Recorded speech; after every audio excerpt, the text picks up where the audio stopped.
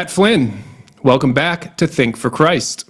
It's a joy to be here, Anthony. I was mentioning backstage in the VIP area that I've done a lot of interviews this past year with the release of my book, and the one I did with you is right at the top. So I was very excited for the opportunity to do this again. Thank you. Well, I appreciate that, and I appreciate that you've carved out some time from your busy schedule, your busy life, to join me today. For those who may not be familiar with Pat, he's a real Renaissance man. He's an author, a philosopher, a PhD student, a musician, an entrepreneur, a fitness specialist. He hosts an excellent podcast. He regularly publishes on his Substack. And of course, most importantly, he's a husband and a father of what, 6 kids now? 6 children as of 6 weeks ago. Yeah. Incredible. Did I leave anything out, Pat? Man, you didn't know. It's just making me blush, Anthony. Thank you. No, it's very, very, very good. Very good to be here. Very good to chat with you. Yeah. It's amazing to me that you can find time to sleep or to bathe. Yeah, well, bathing usually is what takes a back seat, so don't get a good thing we're on the internet here, not in person. And then the sleep is you'll take what you can get with 6 children. You know, you try to. My life is very monotonous. That's sort of, if I have a secret that trying to stay productive, it's like I just do the same things every single day, including having a very early bedtime because I know it will almost certainly be interrupted at some point. Yeah. Well, great. Well, last time you were on the show, Pat, we talked about your excellent book, The Best Argument for God, which was published last year, and I have it right here. For anyone who hasn't gotten it yet, please go to Amazon, get The Best Argument for God. I'll link the episode that we did before to the description of this video for anyone who wants to go back and listen to it. But today, I'd like to talk about a paper that you've written with, how do you say his name? Enric Gell? Is that how you say his name? Enric Gell, right. Yeah, really smart philosopher over in Spain. Have actually teamed up with him for a few projects. But yes, people should check out his work. He actually hosts a very popular Spanish YouTube channel, but really? I don't speak Spanish. I don't understand a word of it, but he does great stuff. The paper that you published with him is called the Millerian Cosmological Argument, Arguing to God Without the PSR. Has this paper actually been published yet, or is it still in It's queue? forthcoming, so yeah, it's all through peer review, and but it's not out yet, as is the case with a lot of peer review. There's like there's a huge backlog of stuff, so the journal hasn't even given us an estimate when it will actually be out yet. But I will for those who like this episode, I'll be sure to have the preprint up by the time you publish this, so people don't have to wait around forever to read it. Yeah. Okay, great. And do you have a website where you'll put that, or? You know what? I'll link it on my Substack. So okay, great. We'll make it easy there. Yeah. Well, in this paper, you guys formulate an argument for the existence of God that's based in the work of the philosopher Barry Miller. Mm-hmm. And this is an argument, if I remember correctly, that you actually presented kind of in an abbreviated form in your book. But it seems to me that this paper with Enric represents maybe a more rigorous formulation. Yeah, that's right. So by way of background, I've always just, in general, Anthony, as I know you are, just been interested in different philosophical approaches to God, right? And there are some that I think are just interesting, but I'm not totally sure they work. Kind of feel that way about the ontological argument in a lot of ways, right? I keep coming, like, depends on the morning. Some mornings, like, oh yeah, this is the best thing ever. Other days, I'm like, oh, this is silliness, right? Obviously, I'm a big fan of a lot of traditional cosmological argumentation, and we spoke about that last time. Mm-hmm. And the way that usually works is you come up with some sort of explanatory or causal principle that ranges over enough stuff that it pretty much only leaves you with God as the conclusion, right? That's it in a nutshell. But in one sense, it's a great difficulty. In another sense, I think it's no difficulty at all, is justifying those explanatory or causal principles. And what I mean by that is, like, on the one hand, they seem like the most obvious thing in the world, right? Like that the principle of sufficient reason is true, that things just, whatever exists and that is inherently causable has some sort of cause, right? It isn't just there for no reason whatsoever. Like, that seems almost like the most obvious thing in the world. But at the same time, there's a lot of clever puzzles and objections to those principles that takes a lot of real work to deal with those. And I think they can be dealt with, and I spend a good amount of time in my book dealing with them and justifying those principles. But I was always interested in Not because I necessarily felt that it was necessary, but just to see if there was another avenue of if there was a sort of cosmological argument where you didn't need something like the principle of sufficient reason. Because I always thought, well, that would remove a huge obstacle, right, to cosmological reasoning. Yeah. And in fact, there's a number of atheists. I don't know if there's a lot, but some really smart ones, including some well-known ones that essentially, put the principle of sufficient reason and God together, right? My friend Jim Madden studied with Bill Rowe, and Bill Rowe would tell him, he's like, yeah, if you think the PSR is true, you should be a theist. I just don't think that it's true. So like with that sort of thing in mind, I always thought, well, it'd be kind of nice, kind of cool, kind of interesting if there was a way to God that wasn't a priori. If I could just stop you right there, that is just such an incredible statement that Rowe makes right there, especially when you put it in historical context, because to say that if you have the principle of sufficient reason, it's just going to entail the existence of God. In historical context, I mean, 50, 60 years ago, maybe 70 years ago, we weren't even talking about arguments for the existence of God, right? Yeah. I mean, we were under the darkness of logical positivism in philosophy departments.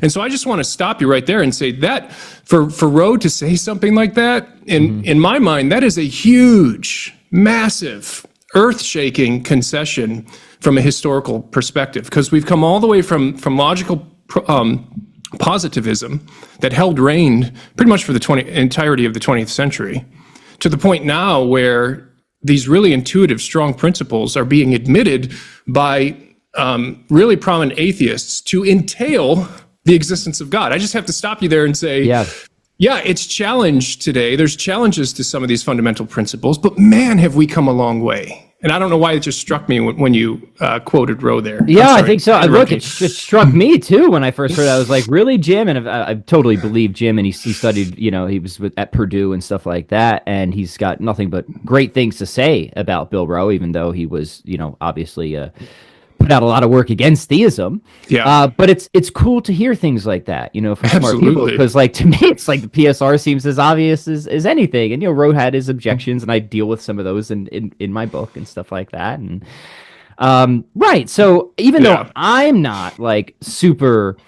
concerned about the truth of PSR, I was still just interested, like, hey, what kind of paths can we take? Right. And there's paths from, like possible cause paths. So I was just exploring around in the literature and seeing what there was. And eventually I got to the work of somebody I put off for a while, Anthony, of Father Barry Miller. And I put him off for a while because a lot of people that I respected, admire, spoke extremely highly of Miller's work. But for whatever reason, I just didn't get to it right away. But as soon as I did, I was pulled in like a tractor beam. It just struck me that this man is a genius, a very quirky genius, extremely peculiar, unforgiving, often confusing in his style and terminology, but like he could just see the world metaphysically. Some people just have that ability, right? They just like cut through all the fog, and it's like, here's the structure of reality. Let me lay it out for you, right?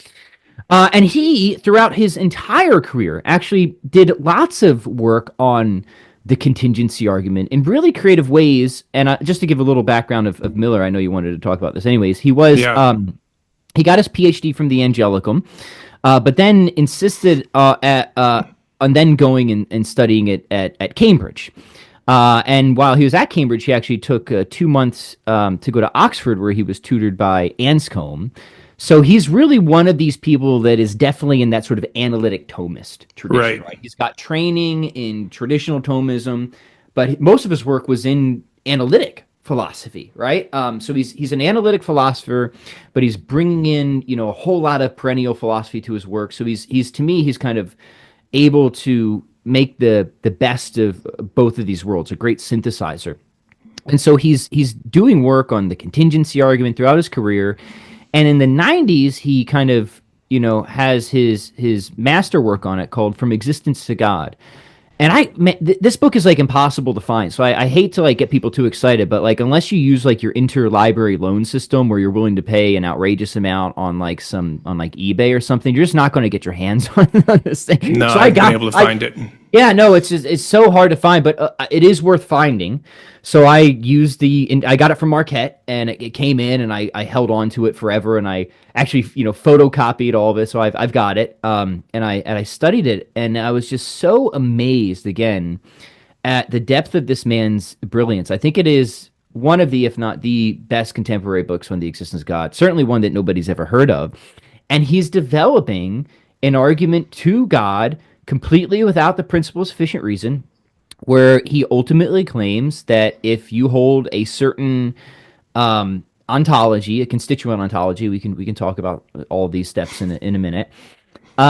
Either everyday familiar objects like me, you, Thumper the rabbit is the example I use in my paper, a pet rabbit, are caused to exist throughout the entirety of the existence, have the sort of unity of their constituents is funded, or they are internally contradictory structures. And as contradictory structures, they can't exist even as brute facts, right? So you can't brute fact over these things, right? He says this question is logically inescapable of their existence, right? And if you want to avoid or alleviate the contradictory implications that come out from just considering these beings in se, just in and of themselves, right? You have to make reference to an extrinsic cause. So the first time I encountered his argument, I was like super confused but mesmerized by it, because unlike my paper, he's not presenting it in my way. He actually kind of angles in through philosophy of language.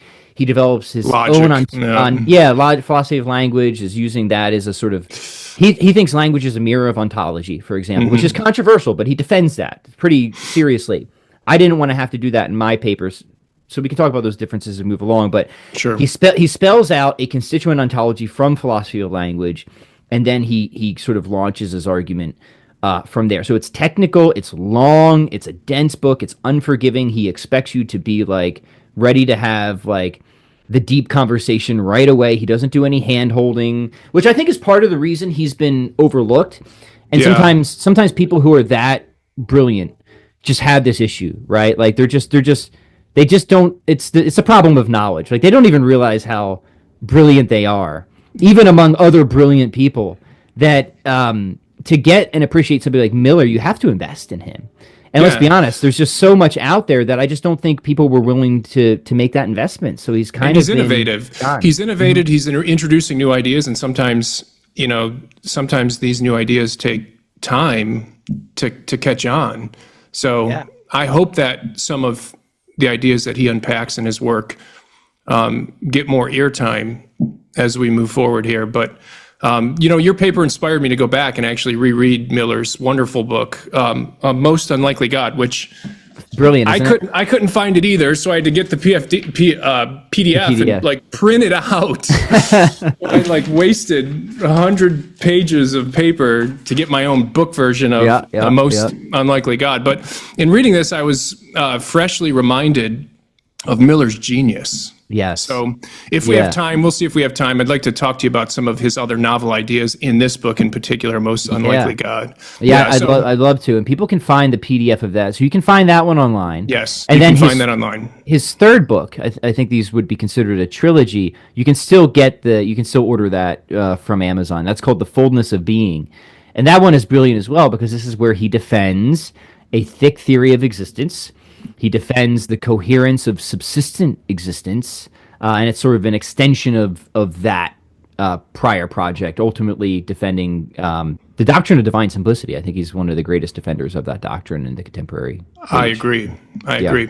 All right, well, very good. I'm gonna give you the floor here, Pat, so you can walk us through the Millerian Cosmological Argument. Maybe as a prelude, you've mentioned the PSR. I've mentioned the PSR. Maybe you can just quickly give us just a quick rundown of what we mean by the PSR.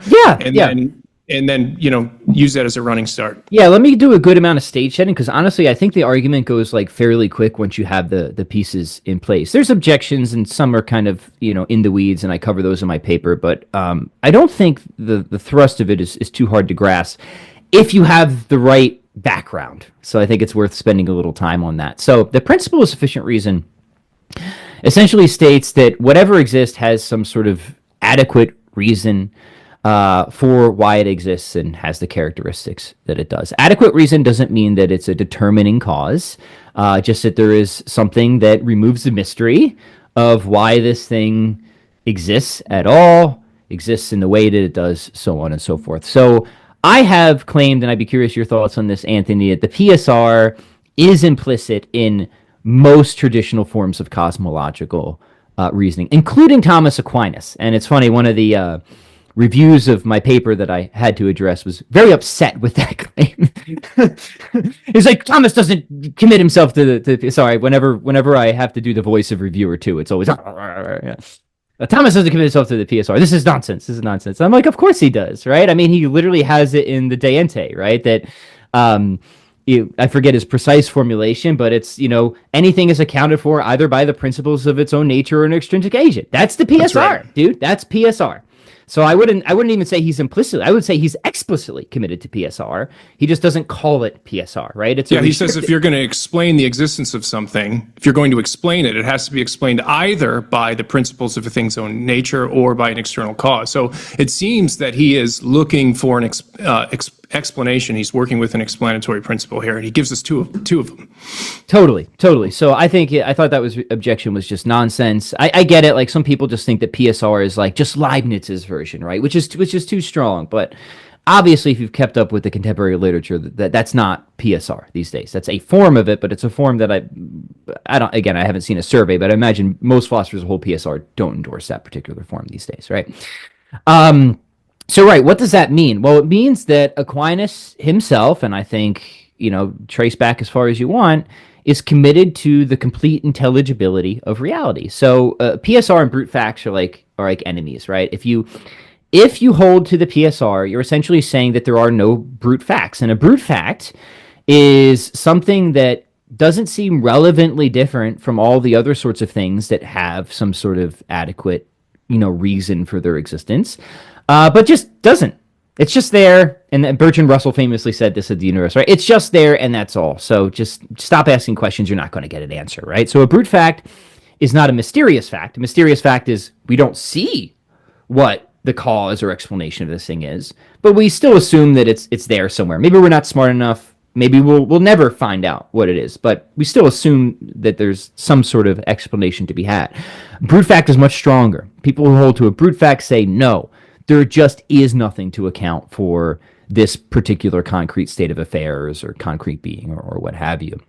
And the idea here is that if you reject PSR and you hold to some brute fact or collection of brute facts, you are essentially denying that reality is completely intrinsically intelligible, right? That there are some questions that can be coherently asked that cannot be coherently answered, right? Somewhere in reality, right? Whereas if you're on, I would say, the side of perennial philosophy, you don't think that that's true. You think reality is completely intelligible. You think that there is a correct answer to every coherent question that can be asked, even if we will never have, maybe only God has those answers, right? But we believe that those answers are there, right?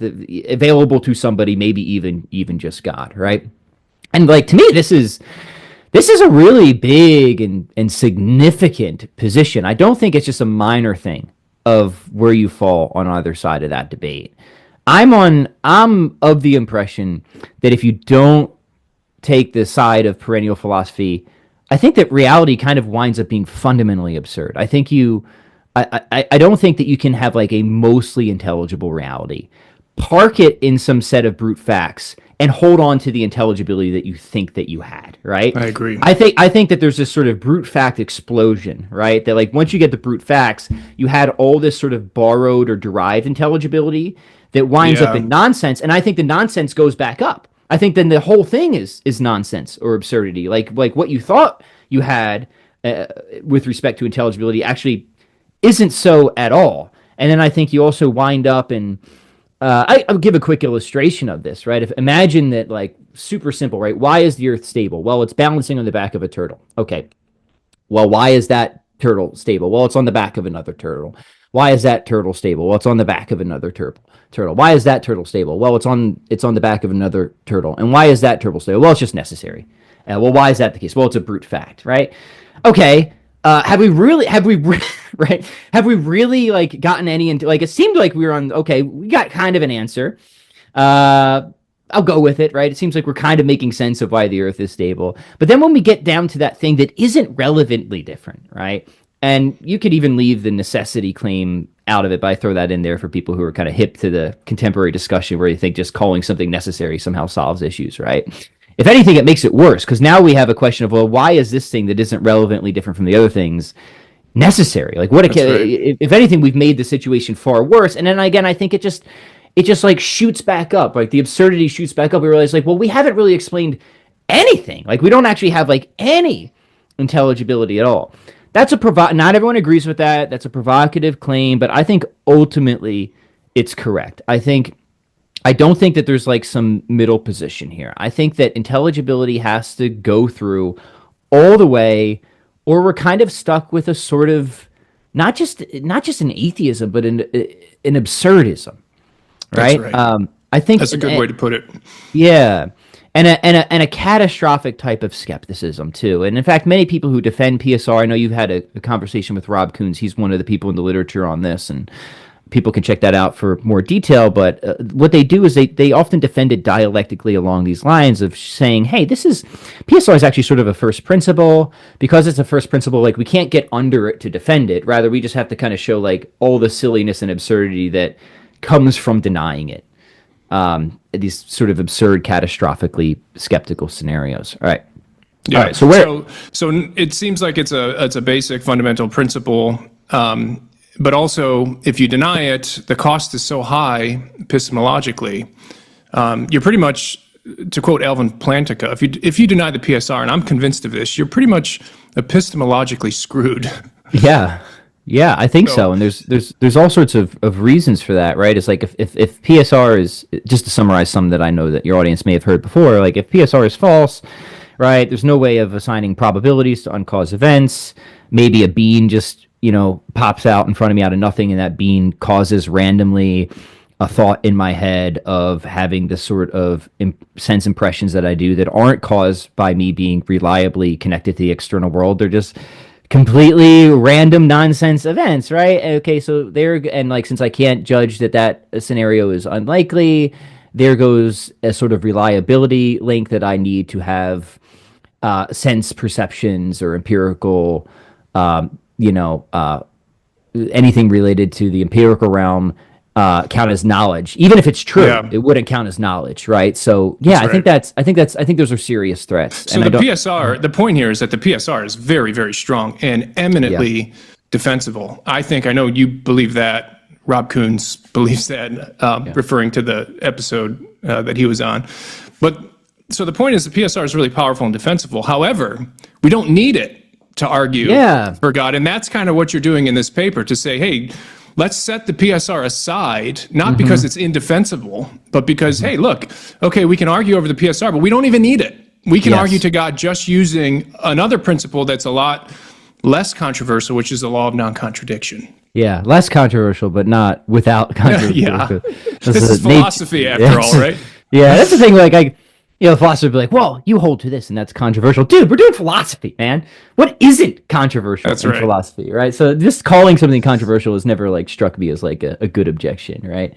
So yes, that's right. So and not only that, Anthony, maybe we could get to this later. I actually think that if you take the path that I do, it actually gives you PSR kind of as a result on the back end of it, which is kind of cool. Because it's going to be the case that nothing contingent, right, could actually exist unless it is caused to exist. So it actually gives you a metaphysical grounding for the not just the truth, but the necessary truth of PSR. So I think that's kind of a neat bonus. I did not explore that in the paper, but I think that is an outcome. Okay, so let's get into the Millerian argument right now. So the things that people need to understand going into this is it requires a certain ontology, a certain framework of being, right? And that ontology is a constituent ontology. So what is a constituent ontology? Well, a constituent ontology is where you hold that everyday familiar things are made up of parts, and particularly some special kinds of parts, what we might call metaphysical parts or constituents. So I think we need to do a little bit of stage setting here because this is an important aspect of the argument. It's not something I defend. It's something that I assume in my argument, but there's been a lot of good defenses of this sort of ontology recently, but we can get into it a little bit. So a constituent ontology would say something like this, right? That I, Pat Flynn, am a composite being that has certain parts that we have to affirm necessarily to make sense of certain aspects about me and the way the world is generally. So one of the big things that motivates constituent ontology is the problem of the one and the many, right? The problems of change or similarity and difference, right? How am I the same being that I was 5 minutes ago, 10 years ago, so on and so forth, right? And there's this general principle that if you're going to have legitimate change, something has to stay the same. And so this is where we quickly come to the idea of parts, right? You swap one part out and some other part stays the same, so we can have a sort of a unified center of activity or being. Call that a substantial form if we're following Aristotle, that goes through various contingent modifications by acquiring and losing certain accidental forms. So I have a substantial form, right? I am a human being, so I have the form of humanness, or whatever you want to call it. But I have certain accidental forms where my form is sort of being expressed in a particular restricted way at any given time. So here's a simple form, the form of sittingness, right? And I have that form acquired right now, but I can lose that form, lose that metaphysical part, and acquire a new metaphysical part by standing, get the form of standingness, right? So that's the idea, and if we're just following Aristotle, these forms actually relate to each other along the lines of a much deeper division of reality, which I'm sure many of your listeners are familiar with, the act-potency division of being, right? So my substantial form sort of stands underneath as the reservoir of possible ways that a certain being could be expressed as a range of potentiality that is actualized by these accidental forms, right? That actualize my substantial form in either a sitting configuration or standing configuration or what have you, right? So the idea of getting towards a constituent ontology, again, is to deal with these sort of large-scale phenomena of reality, things like change, the problem of the one and the many. Take Fido the dog. Again, here's another example. How do we know that Fido that is barking is the same that Fido is the same as the Fido that is sitting? Again, we make appeal to these different constituents, these ontological constituents, right, of substance and attribute, at least at that particular level, right? Now, to contrast constituent ontology, one of the major competitors out there is relational ontology, and this would hold that things are essentially blob-like, they're intrinsically unstructured or simple, and they somehow sort of participate through through like a form of primitive exemplification in a realm of abstract, like Platon, very Platonic account, right? I won't try to adjudicate that debate here and now. There's a lot of literature on this, so I will say that at the outset, if you want to follow me in this argument, you're going to have to go the route of a constituent ontology, right? Now, I think there's decisive reasons to do that, and there's lots of really smart people out there who defend this. But I will say that's a sort of assumption of the argument going in. And for some listeners, that may sound bizarre and foreign, but what you're describing here is just some of the basic tenets of classical philosophy. So we're talking Socrates, Plato, Aristotle, Plotinus, Augustine, Aquinas, Anselm. So it may sound abstract if you're new to philosophy, but this is just basic stuff. Yeah, and not only that, but like the first couple millennia of philosophy. I think it's obvious. I think it's demonstrable, and it's also not outdated. I mean, like so many people in contemporary metaphysics hold a constituent ontology, not necessarily Aristotle's, but I mean, you think of trope theorists and bundle theorists. Like these are people that think that everyday familiar objects have these special kind of parts, right? Because we don't just mean physical parts like cells, but like these special kind of constituents. The main difference is an Aristotelian or Thomistic theory is what we might call a substrate theory. So if you're like a traditional like bundle theorist, you think that things are made up of like a special compresence relation of properties. I think that's problem. I think that's a problem. I think there's a binding problem there. I don't think like Socrates is Socrates because of certain wisdom collection of a wisdom trope and a sittingness trope or whatever. No, I think it's the other way around. I think that Socrates' wisdom gets its individuality from the substance that is Socrates. There's this underlying substrate that individuates properties, right? I think that's the right way to think about that. That's the classical way to think about it. Again, lot to go through here, but the point is that it's not like this isn't a theory that isn't taken seriously in contemporary times. Right. It's just that there's a number of different types of constituent ontologies out there, and I think the correct one is the traditional one of a substrate type of theory where you have an underlying substance, right, that serves to individuate and ground properties, attributes, accidental forms, stuff like that, right?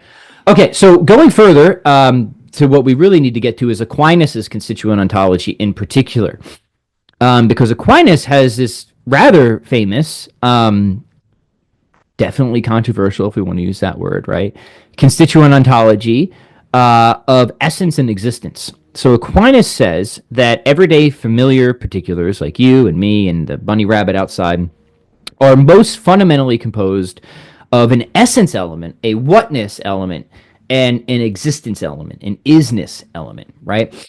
So, and these also relate as potency to act, right? That existence is the act of all acts. It's what sort of brings forth any particular finite being, brings them into reality, distinguishes them from nothing, and all the properties that they have, right?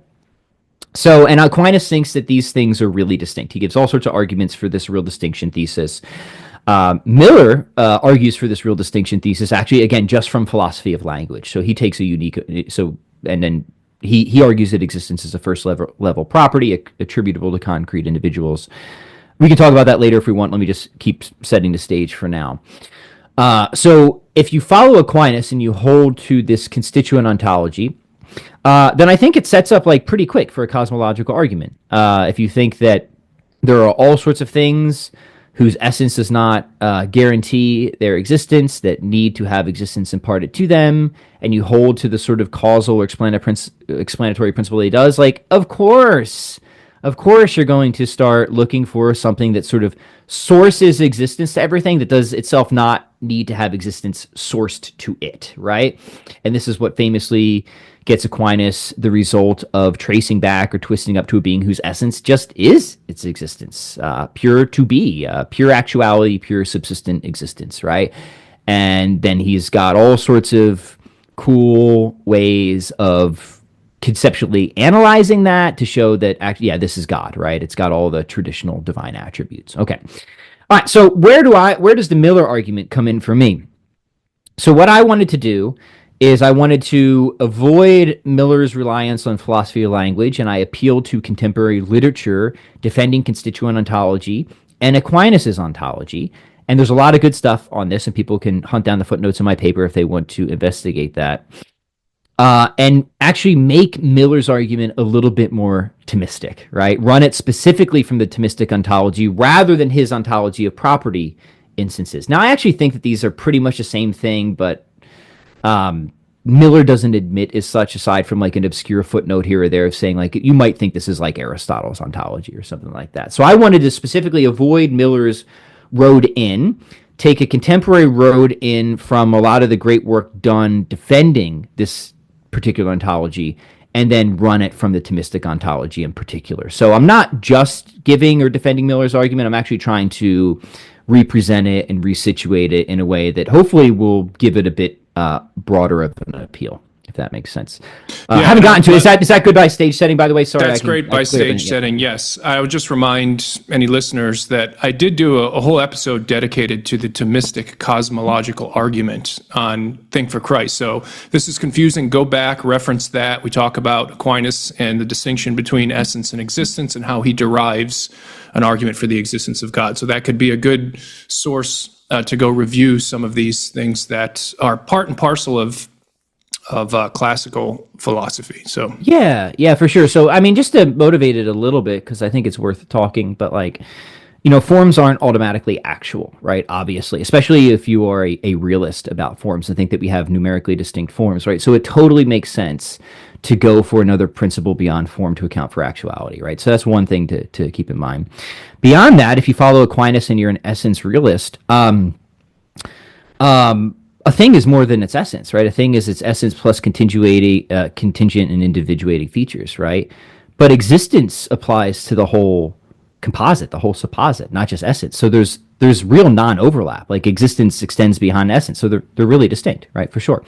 Okay. So by the way, when I use essence, I'll use it broadly to sort of incorporate the contingent and individuating features, so people aren't confused by that statement in my argument.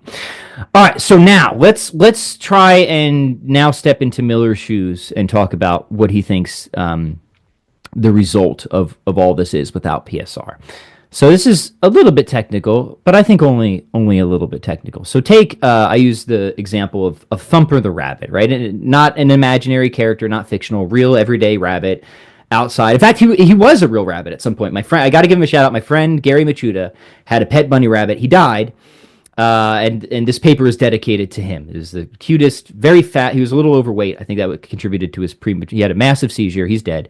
But we remember him fondly. So I want to thank Thumper for his contribution to this philosophical work.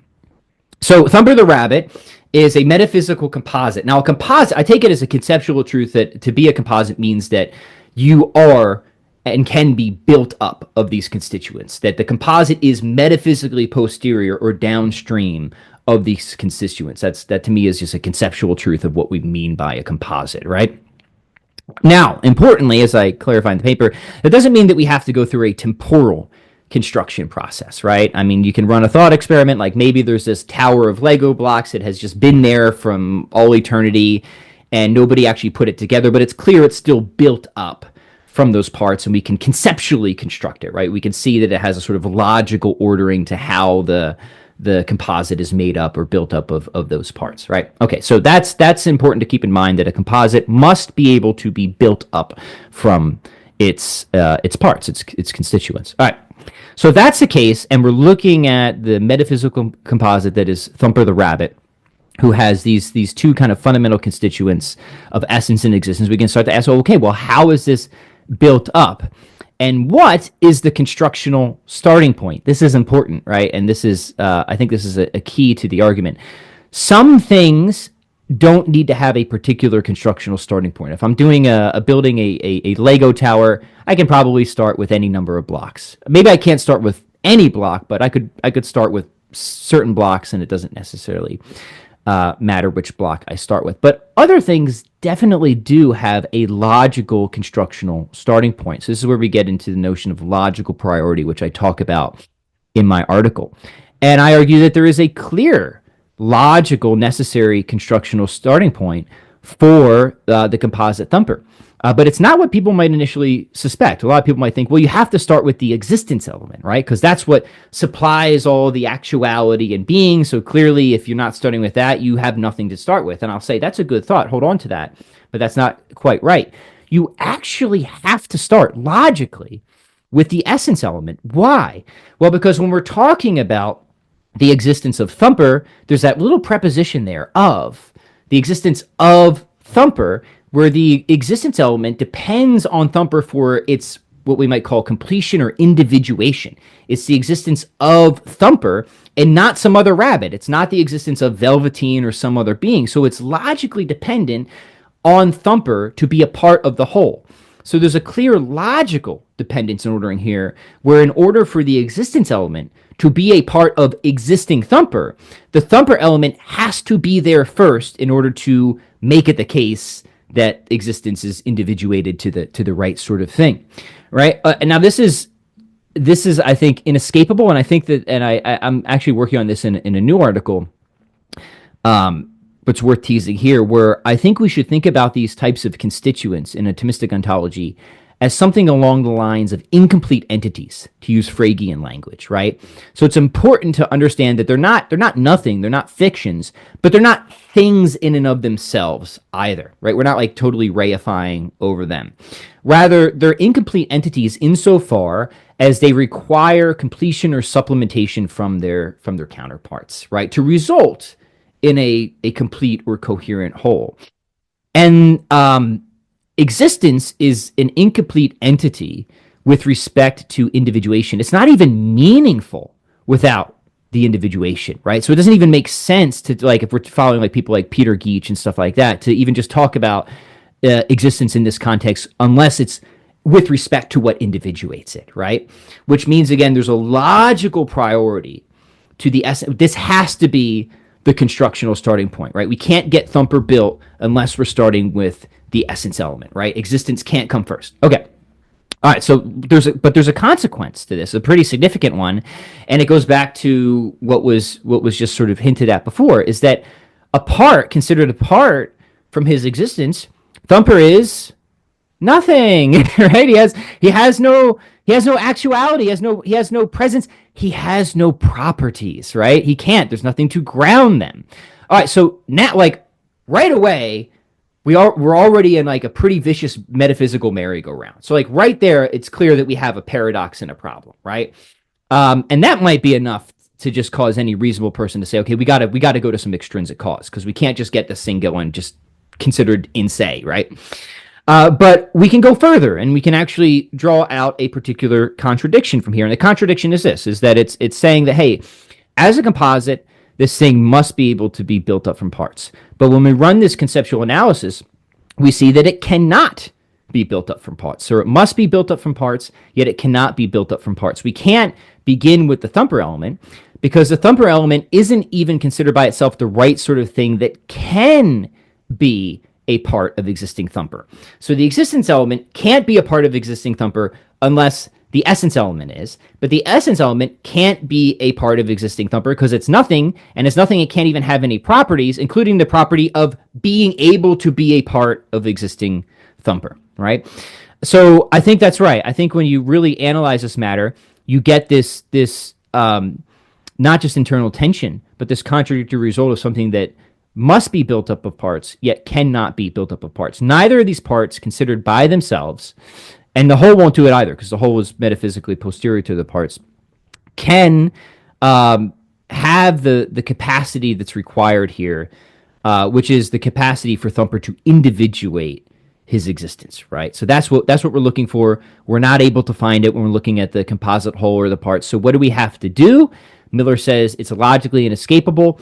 We have to ground this capacity in some sort of prior actuality or some sort of prior cause that can supply the missing capacity. Thumper is still the bound or the sort of limit or range of this instance's existence, but he doesn't individuate his existence in virtue of himself. He does it in virtue of this extrinsic cause. And then he thinks once you do that, I think he's right, once you make reference to an extrinsic cause, the contradictory result is alleviated, but it comes with the commitment that everything like Thumper the rabbit is either caused in its existence or it is an impossible existent. But it can't be an impossible existent because it's right there. He's stealing carrots, right? So he's caused. He's not just caused. He's deeply metaphysically dependent, right? Because there's no time throughout Thumper's existence where this problem isn't there, right? It has nothing to do with Thumper coming to exist, just like with the Lego tower block, we could imagine that he never had a beginning to his existence, right? This is an ongoing, for as long as Thumper is actually individuating his existence, this is an ongoing problem where you need to make reference to an extrinsic cause. Sorry, there's a lot there, and I hope at least a little bit of it made sense. That was great. Yeah, that was great. So can we say that the essence element, the existence element, these are co-principles of Thumper's being? Yeah, they contribute, right, to the whole of the composite, which is existing thumper. That's right. Yeah, because I think they each contribute something essential and necessary to the whole. That's right. Yeah. Right. I think Aquinas would use the term principle to describe their co-principles. They both have to be there for thumper to be there, and they have to be there together. So the contradiction comes in when you try to construct this being. If you're just thinking about thumper existing all on his own in se, right? And you're just focusing on thumper. The problem here is that both of these principles have to both be there at the same time in order to have thumper. And if you try to prioritize one or the other to construct a thumper, you run into contradictions because they both require the other. Is that pretty much? Yeah, that's it in a nutshell. And to term out principles, that is a good term because sometimes parts can be confusing. I like to use parts, but I think it's important to make the clarifications that we don't mean they have to be like literal Lego blocks, right? That's right. It's important that when we're talking about this constituent ontology, they're clearly not Lego blocks because they're incomplete entities that they can't exist separately, right? That's right. And so they're distinct, but they're not really separable. Distinct, but not separable. That's right. So Yeah. for Aquinas, you can have real distinction, but not Without real separability. ontological separability, right? And this is an instance of that. But he thinks that form and matter are another instance of that and stuff as well, right?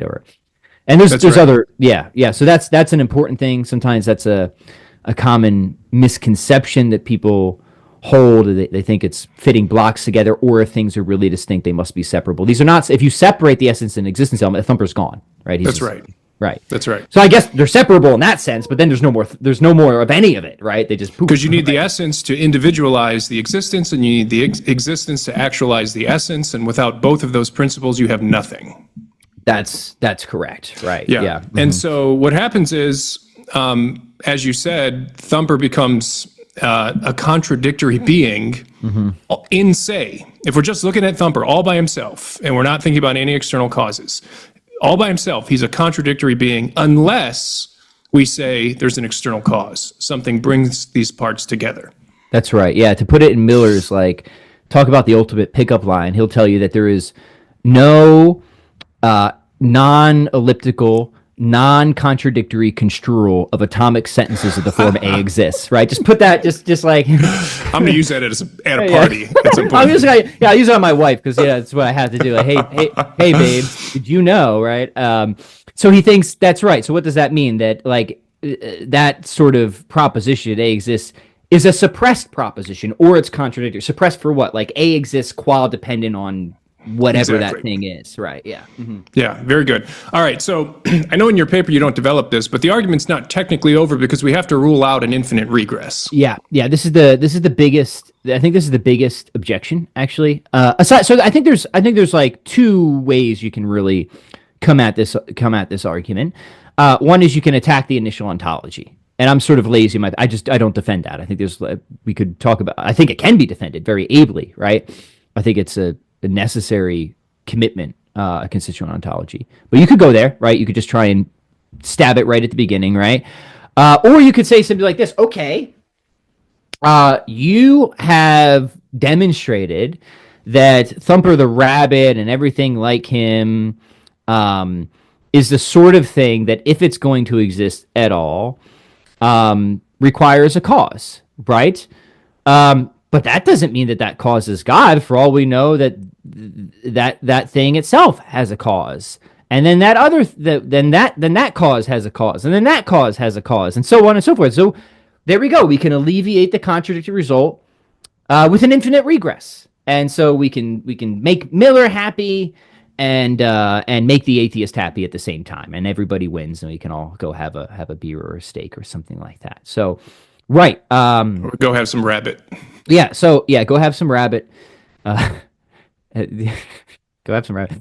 And so first off, that wouldn't make Miller happy because he's got an article in mind where he shows that certain types of causal regresses are necessarily terminating or they're contradictory. And guess what kind of causal regress Miller thinks that this is, right? Spoiler alert, he thinks it's a sort of causal regress that is necessarily terminating or contradictory. And in one of my other, I think you should staple this paper to one of my other published papers. It was a review of metaphysics. And it doesn't seem initially related to cosmological reasoning, but actually that was the whole purpose of that paper, was to kind of get to this point. The paper is called Grounding Essentially Ordered Causation.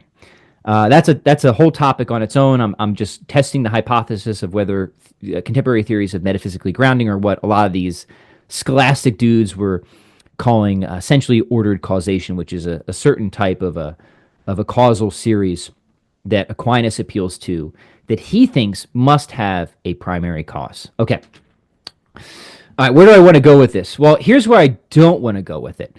I don't want to go, I think, Aquinas' route. Why? Because I think that even though he successfully argues that a causal series ordered per se, or essentially ordered, has a primary cause, I think he needs PSR to do it. You know what I mean? So like it would be kind of a bummer if I had to bring PSR back into the argument to close off the infinite regress objection, because then like at the end of the day you still need PSR. So I don't want to do that, right? I want to drive this guy home all the way without PSR, right? And I think we can do that. I think we can actually do that pretty demonstrably, but we need the idea of metaphysical dependence or metaphysical grounding in hand, which I argue for in my review of metaphysics paper. So a deep dependence relation or a metaphysical grounding relation is where something isn't caused just diachronically across time, but synchronically. It's caused here and now throughout its entire. It's deeply dependent. That's a way of sort of thinking about what metaphysical dependence is up to. And for Aquinas, in an essentially ordered series, if you have something like X, Y, Z, that's the ordered series. When Y causes Z, it has to borrow the power from X to do so, right? Because it doesn't have that particular power or causal property in virtue of what it is. And that's why Aquinas thinks if you're going to get an explanation of a particular causal property like existence, you have to get back to something that does have it in virtue of what it is. Otherwise, you haven't got an adequate explanation, right? So that's why he thinks that if you have an ordered series of a whole bunch of things whose essence is really distinct from their existence, an infinite regress isn't going to work if they're all of that sort of thing, because now we've never actually accounted for how existence, if you will, got into the system to begin with, right? We need to get back to something that can account for it in virtue of what it is. But of course, that type of causal relation is deeply dependent. If something is caused in its existence, especially if Miller's argument is correct, it's either caused in its existence throughout the entirety of its existence, or it's a contradictory structure. That's metaphysical grounding. That is a deep dependence relation. All right. So next step is if we think that this deep dependence relation is at play between a composite and its extrinsic cause, like it wouldn't be accurate to construe that causal series in a particular grammatical or logical form. So we'll get a little bit technical, but go with me, right? So it wouldn't make sense to construe it as like A is caused by B, and B is caused by C, and C is caused by D, and so on and so forth. That wouldn't capture the deep dependence relation. Rather, we need to say something like this, right? A is being caused by B only in as much as B is being caused to exist by C, only in as much as C is being caused to exist by D, so on and so forth. So the only in as much is the key there, because it signals a sort of reduplicative expression, which means that the particular grammatical or logical structure of the causal series of these sort of things is more accurately expressed along these lines. I'm going to read this from my paper because it's kind of a mouthful, but I think it captures the important part, right?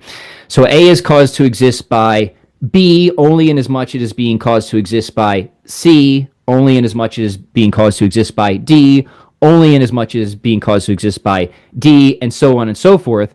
But the thing about this type of grammatical or logical structure where deep dependence is in play is we cannot have a complete expression if that does not terminate. We don't have a complete expression. Now, why is that important to have a complete expression?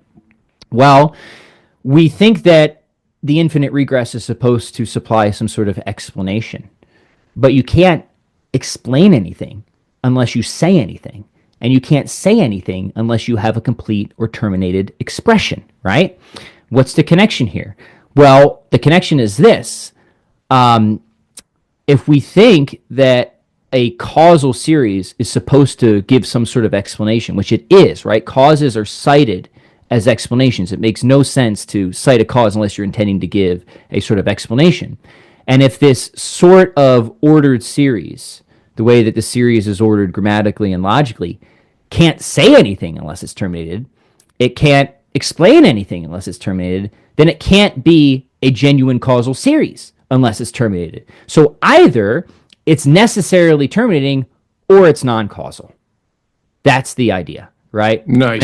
I know that's a lot there, but it ends up giving you another contradiction where if you say that this is a causal series, which you have to say, but it doesn't terminate, then it's a causal series, it's non-causal. So we can ride the principle of contradiction. Interesting. All the way through. There's a lot more there. That's a lot. I understand that. That's a hard thing to summarize. But the point is I think when you connect those 2 points, we can avoid PSR all the way through if we have a certain sort of causal relation at play, which is entailed by the Millerian approach to composite entities. Right? Okay. Does Miller make that argument against an infinite regress, or is that your innovation? It's a mix. So Miller, the best way to get the rudiments of it is from his article in Mind. It is, but again, Miller's just using an approach that's pretty different, and it's really complicated and technical. It's brilliant, but you'll find the kind of seeds of thought there. But then I bring in the more traditional scholastic idea of essentially ordered series, but also contemporary work and metaphysical grounding. Yeah, the way you constructed the ordered series there reminded me kind of maybe something I've read from Gavin Kerr. But yeah, anyway, that's great. And that is in the paper that's in the other paper that you published. Yeah, so if you want, and I think I reference it in the Miller paper, I forget, but that would be how I think to make sure, because it's one thing to think you can deal with the infinite regress, which I think you can with PSR, but remember the purpose of my You're trying to avoid it. Is to avoid PSR through and through. So, by the way, the final part there is it has to terminate in something obviously whose essence just is its existence, right? Right. Otherwise, you're just going to get the same contradictory result over and over. And then once you have that, well, then I guess you have the traditional, call it the gap problem or whatever. But I think that's handily overcome once you actually have Aquinas' ontology on hand, where you can run that. So it terminates in the same place that the Dante of Aquinas terminates. It just gets there via a route that doesn't require the PSR. Now, you say in your paper that there's 2 primary objections to arguments that deploy the PSR. There's the brute fact objection, which we've already kind of dispensed with, because now we can see that without an external cause, Thumper the rabbit is a logically contradictory being. Mm-hmm. So that kind of dispenses with the brute fact retort.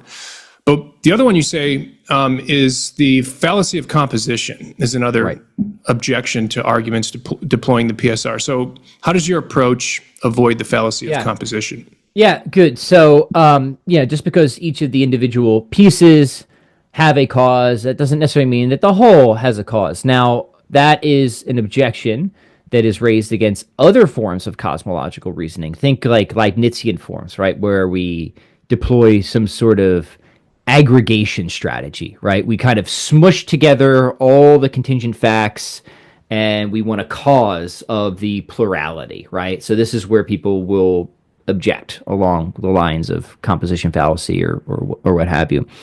I think there are good responses to that. Again, I think that objection can be overcome, and I work on it in my book. But the neat thing about the Millerian argument, you don't have to aggregate Jack. Man, you just start from Thumper the rabbit. That's it. You one being, and it drives you straight through. So you don't have to smush things together. There's no concerns about trying to figure out whether the universe is some huge object in and of itself, or it's a mere aggregate. Like, it just avoids all those worries entirely. You just need one thing situated in that constituent ontology, and you're good to go. So I think that's another benefit, right? Because that's a pretty consistent objection that can be pretty tricky to work through. So I think whenever you can avoid those types of things entirely, that's pretty neat. Mm-hmm. Yeah, great. Okay, so given the presuppositions that you presuppose in this paper, a thick theory of existence, constituent ontology, so forth. Yeah. I was trying to think if there was an objection in the neighborhood that I could formulate, taking those presuppositions on hand and then formulating some kind of objection, even if given these suppositions, can I still object some way to this argument? And I couldn't think of an objection, because it just seems to me that your conclusion is entailed. But let me ask you: is there an existential inertia objection lingering here, or I was trying to think of an objection that used the premises of existential inertia, but it just seems like existential inertia is just ruled out. I think this is another upshot of the argument. I think it clearly sucks all the room out of any possibility for existential inertia. Why? Because of everything in fact, one could just see this as a long argument against existential inertia, right? Right. Because considered in, say, the thumper element, the essence element, without having already completed his existence, which is contrary to it being the logical starting point and really distinct from existence, is incapable of being that starting point. And this is a problem, as I emphasized before, throughout the entirety of his existence. It has nothing to do. And in fact, talk about Miller being ahead of the game. He emphasizes this himself in his own book. He really hammers this point home, saying this has nothing to do with generation or whatever. This is a problem always and everywhere for any composite being for as long as it exists. So even though I didn't intend this argument to be a response to existential inertia, like I honestly think you could have just made that the title, an argument against existential inertia, and it would function just as well. Yeah. That, right. And those, I don't know, maybe I'm naive and too dumb philosophically, but I'm not impressed by the existential inertial arguments against, especially arguments that are from, the traditional philosophical metaphysical approach, because it seems to me that approach itself is an argument against existential inertia. Like if you take it in hand, then you can't have existential inertia. So it just seems to me that criticisms of arguments like this one, from you just throwing existential inertia at an argument like yours, is just out of bounds. It seems I think that's right. I think as a sort of alternative thesis, as a different sort of metaphysical proposal, fair and interesting, right? That's a wider debate. But I think once you have enough of the traditional existential Thomistic commitments online and a proper understanding of the relationship between essence and existence and form and matter and substance and attribute, I'm not moved by it either. And I'm talking about in the traditional sense, but certainly I think if you have Miller's argument in hand, you have these contradictory implications. That's all the stronger reason to I agree. To reject that thesis, if you will. I agree. And existential inertia itself has to be nested in some kind of a grander story, right? Some kind of a wider worldview. We have to give some kind of a philosophical account of exactly what that is and how that works. And at that point, then we're just doing worldview comparison. Yeah, and that's what I was saying. Like if you're having a wider metaphysical debate, why you should, here's why you should prefer this particular account, which can accommodate existential inertia over Thomas's or Plotinus's or something like that. Yeah, it's all fair game, but that's different than thinking that existential inertia is actually doing work as an objection once you're already like so far down a particular metaphysical road. That's right. Right. That's right. Yeah. Very good. Very good. All right. Well, let me just finally ask you here: what have been the responses to this paper? I know you're directing this paper particularly at people who accept these presuppositions, and Thomists in particular, it seems to me, especially Thomists who utilize the de ente argument from Aquinas. So have you? I know it hasn't been published yet, but I'm sure you've kind of shopped it around. Have you had responses? Yeah. So it hasn't been published yet, so I'm sure there will be more discussion and engagement once it gets out. I already kind of indicated one from reviewer 2, but that wasn't towards the argument itself, right? That was towards my claim, which I think is just obviously true, that Aquinas himself held to PSR, and it would be nice that if we didn't have that commitment, or if we didn't need that commitment to run a cosmological argument to God.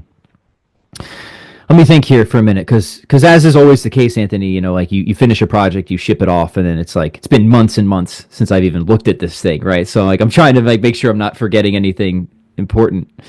People sometimes don't understand how slow the publishing process is, start to finish. Like I've since moved on to thinking about many other different things. Yeah.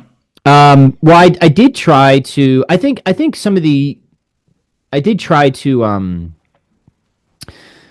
incorporate some of the objections to Miller's original argument that he didn't particularly address in my paper, but I don't know if those would be worthwhile talking about now. People can just read the preprint. There is, I will, I think the wider project again is just on kind of both ends, right?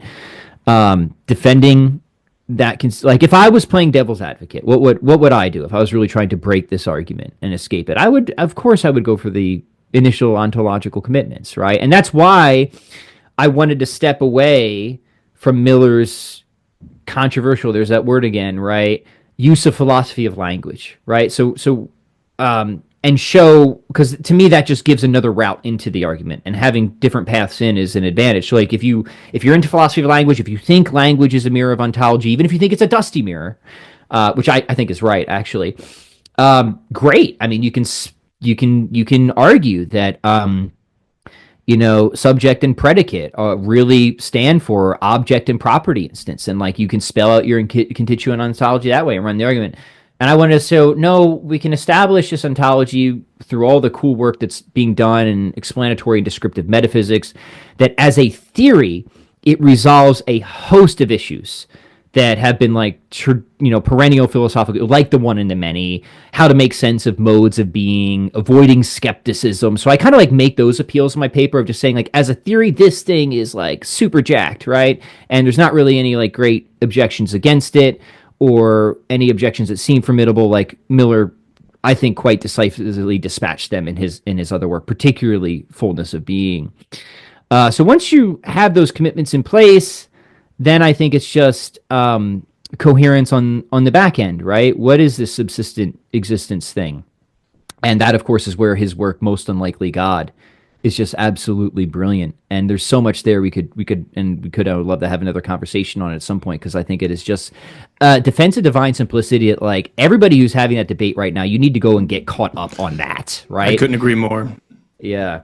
I mean, he's so ahead of the game on like modal collapse objections, contingent knowledge objections, just God is the limit case instance of certain things. It's like, man, like how did people miss this book? Because like I read so much of the contemporary literature, I'm like, oh yeah, Miller dealt with that. Miller dealt with that, and like nobody's citing him, So yeah. I mean, if his notion of a limit case is intelligible, which I think it is, I think the examples he gives are perfectly coherent, then I think his arguments go through. So, but I don't want to start a whole nother episode here. We've already gone more than an hour. So we'll have to have you back, Pat, if you're willing to come back, and maybe we can talk about A Most Unlikely God and always really, for you, brother. Yeah, for sure. Mm-hmm. Yeah, and really drill down on his Miller's innovations in terms of divine simplicity and talking about limit case versus limit simpliciter, and God as the zero bound instance of existence.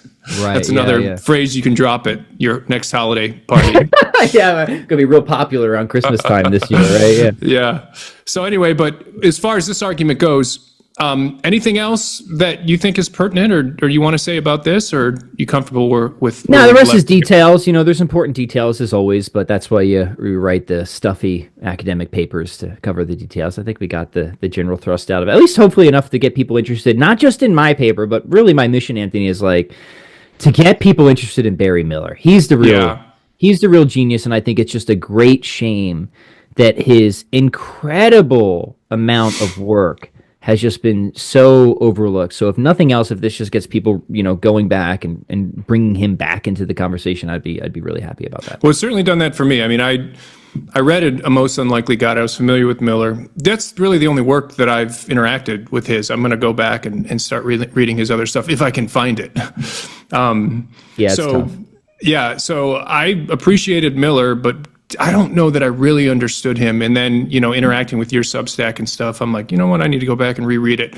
And the second read was really fruitful. I mean, really fruitful. Yeah, that's such a good thing to say, because I was the same way. Like, first time I read him, I'm like, what is this guy going on about here? But, like, I just trusted that, like, the people who told me he was brilliant was right. I stuck with it. And then finally, like, things started to click, and I had those aha moments. Another guy like that is Bernard Lonergan. Like the first time I tried to read Insight, I'm like, what is this? But like people tell me this guy's brilliant. He figured a whole bunch of stuff out. So just dumb old Pat stuck with it. And eventually I was like, yeah, all right, this guy is brilliant. And like him and Lonergan, and like so many else, like Aquinas too. Like, you never fully grasp or you keep going back to them again and Yeah. again, and you just and every time you do, you just get something awesome and new out of it. Miller's one of those guys for sure. Well, thank you for reintroducing me to Miller. I really appreciate that. It's just been such a boon to my own thinking, and so many insights from him. So I think, Pat, that'll do it for now. Before we sign off here, let me just let the listeners know that there are several ways to interact with Pat's work. Of course, you can order his book, The Best Argument from God, or I'm sorry, The Best Argument for God. I'll put the link for that book in the description of this video. You can also follow Pat on YouTube at his channel, Philosophy for the People, and you could subscribe to his Substack, which is called The Journal of Absolute Truth. I love Humbly that. named. I love that title. So links to both will be in the description to this video. So thanks again for coming on, Pat. It's always a great time. Thank you, Anthony. It's been my pleasure. Thank you.